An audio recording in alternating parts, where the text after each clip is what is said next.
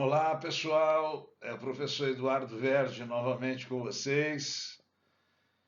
Mais uma semana, mais alguma coisinha para a gente analisar junto a essa turma toda que nos ajuda sempre, tá? Então nós estamos com continuação da última aula, que são estratégias de marketing. No último comentário, estratégias de marketing. Só pedir para vocês, deem lá o link e tal, direitinho. Gostei, não gostei, critiquem, falem bem, mas coloquem uma posição que exatamente é muito importante para que nós tenhamos uma visão daquilo que nós estamos passando para vocês. Tá bom? Então vamos lá.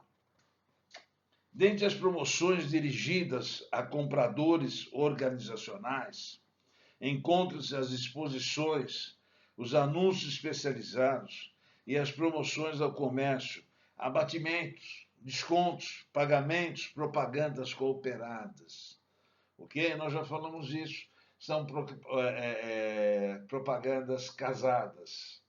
Tá? O fabricante e o vendedor desse material fazem um marketing para nós, consumidores, casados.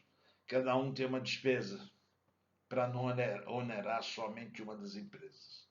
Perfeito? O administrador de marketing estabelece as metas e objetivos da estratégia promocional da empresa, de acordo com os objetivos gerais e as metas de marketing da organização da empresa. O que isso quer dizer? Que as metas têm que ser analisadas diariamente. Por quê? Se nós colocamos hoje uma meta, vamos dizer, hoje é domingo, vamos fazer uma promoção no sábado, para segunda-feira. E se segunda-feira chover, com chuva, estou falando um exemplo de mercado, de um comércio ou até de um shopping. Na segunda-feira, choveu, as pessoas não vão sair tanto de casa.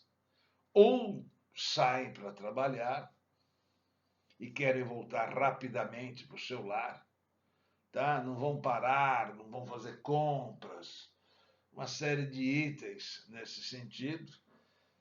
Então nós precisamos analisar o que aconteceu. Por isso que essa campanha, sempre as metas de marketing, elas têm que ser profundamente analisadas diariamente, tá?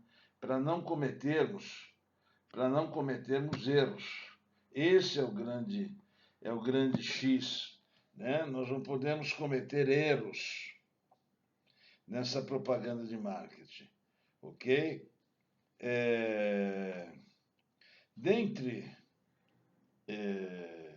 a propaganda para ser efetiva, né, para nós que a gente consiga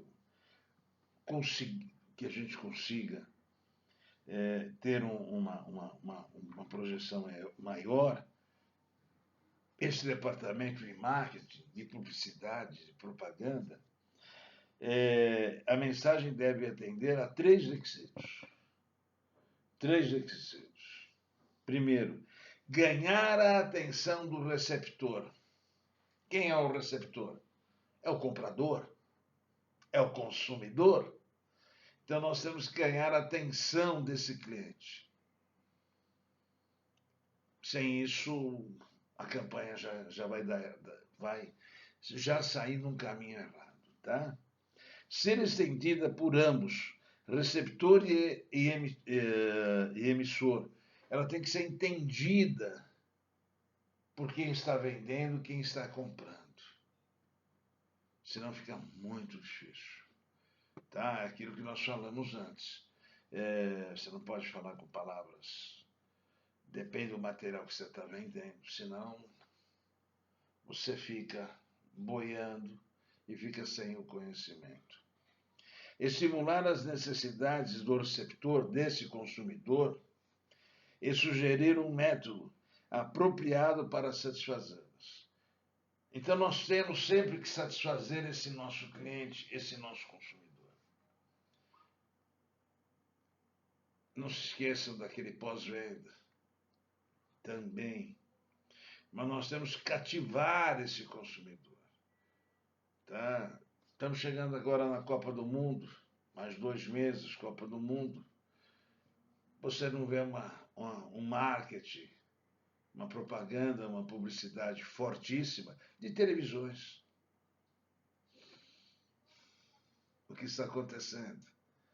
As empresas não têm mais interesse em vender televisão? O que está acontecendo? Ok? Então, nós temos que fazer muito bem entendido. E aí um exemplo, tem lá sempre alguma coisa lá, Philco, que elas são inferiores à LG e à Samsung, tá? Elas são inferiores. Mas o vendedor tem que saber vender, né? O marketing tem que saber explorar exatamente todo esse campo, senão fica numa situação muito perdida. Entre 3 pontos são relacionados com o conceito AIDA: atenção, interesse, desejo e ação. Isso é muito importante. Atenção do produto. Interesse, despertar o interesse, despertar o desejo desse produto. E aí você fazer a ação. São os 4 que nós temos que, tá? É chamado de AIDA, mas na realidade é atenção, interesse, desejo e ação. Proposto por Strong há mais de 60 anos. E não mudou. Não mudou. Para explicar os passos que levam a uma decisão de compra. Primeiro, a atenção do consumidor potencial deve ser conquistada. Se chamar a atenção desse consumidor. Muito simples? Não, dificílimo. Mas você tem que ter métodos para buscar a atenção desse consumidor. Senão, nada fez. Se você não despertar a atenção dele, esquece. Dessa forma, a mensagem promocional procura despertar o interesse para o produto ou serviço. O estágio seguinte é estimular o desejo, convencendo o comprador potencial da capacidade do produto de satisfazer os seus desejos. Nós temos agora um carro da Renault, pequenininho, elétrico. A peça publicitária está despertando a atenção. Então você para quando passa a peça publicitária, você passa, para, olha e vê que interessante. É interessante? É interessante um carro elétrico. Muito interessante. Mas será que é interessante num carro pequeno? Você pagar 180 mil reais num carro pequeno? Você está no Brasil. O consumidor brasileiro tem uma outra linha de pensamento, né? Então, eu particularmente não sei o que vai acontecer, se vai vender muito ou pouco. Mas se vocês analisarem, é um carro que a álcool, a gasolina, custa 60 mil. Elétrico, ele custa 3 vezes mais, 180. Tá? Mas despertou atenção. E aí é despertar o desejo, convencendo o comprador potencial da capacidade desse produto de satisfazer os seus desejos, os seus prazeres. E aí é onde eu estou perguntando para vocês, um carro pequenininho, que cabe 2 pessoas só praticamente. Atrás, o banco de trás é muito apertado. Eu não caberia, eu tenho 1,85 m, eu não caberia no banco de trás. E aí eu pergunto, vale pagar 180 mil? É a pergunta que vamos ver se vai ser respondida. Tá ok?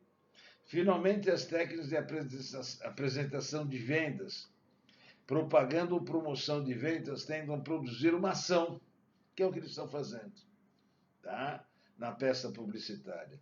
Uma ação em forma de uma compra ou de uma atitude mais favorável que possa levar a uma compra. Então, eles estão... fez você pegar Atenção, chamou sua atenção. Segundo, são cores tradicionais, verde escuro, é um verde bem forte, que demonstra qualidade, tá? Então chamou o seu desejo. E agora está partindo para ação, tá? De você fazer o test drive, de você ir na concessionária e sentir o desejo de dirigir um carro elétrico pequenininho, tá? Em contrapartida, você tem a Fiat hoje, que é do mesmo grupo, lançando o Fastback, que custa 150 mil, é um coupé violentíssimo, forte de motor, forte de aparência, cara de mal, carro de cara de mal. Então eu não sei qual que vai vender, os dois estão sendo lançados ao mesmo tempo e fazem parte do mesmo grupo de empresas, tá? Não sei o que vai acontecer. Objetivos da comunicação. Quais são os objetivos dessa comunicação? Fornecer informações, aumentar a demanda, diferenciar um produto, acentuar o valor desse produto e equilibrar as vendas. Então, como eu falei agora há pouco para vocês, fornecer informação. Você tem que saber o que está passando ali, o que é isso, aquele carrinho elétrico, ou um Fastback da Fiat, que maravilhoso. A lateral dele é um carro forte, a frente é forte, é um coupé. O que você quer? Aumentar a demanda, que você venda mais. Se não vender mais, você esquece. Olha quantos carros nós tivemos aí e que não trouxe nenhuma, não despertou nenhum desejo, né? Um exemplo, a Peugeot lançou, em 2009, 2010, um 3 volumes chamado Symbol. Carro muito interessante, muito interessante. Mas não descreveram o carro. O carro ficou em 3 anos aí, vendeu muito pouco e eles descontinuaram a fabricação, tá? Diferenciar um produto, é como eu estou fazendo agora para vocês, diferenciando esse produto, demonstrando esse produto, que ele pode ser melhor ou pior do que o outro. Então você tem que diferenciar, explicando toda essa sua base. Acentuar o valor de um produto. Quanto custa? Eu acabei de falar agora. O elétrico pequenininho custa 180 mil. O Fastback custa 150. Completo só não estaciona, sozinho, como alguns carros da Volkswagen e da GM. Mas é um carro fortíssimo. Custa 149, mas é álcool e gasolina. Se você pensar no social, futuro, você vai comprar o elétrico. Tá? E equilibrar as vendas. Né? Nós temos que equilibrar sempre essas vendas, tá? Dentro do nosso estoque. Se não fizermos isso, estamos muito complicados. Tá? Então, pessoal, já vai dar o tempo aqui para a gente. Eu vou encerrando, agradecendo para vocês mais essa chance, essa oportunidade, que assim que Deus permita, a gente volte no próximo domingo com vocês.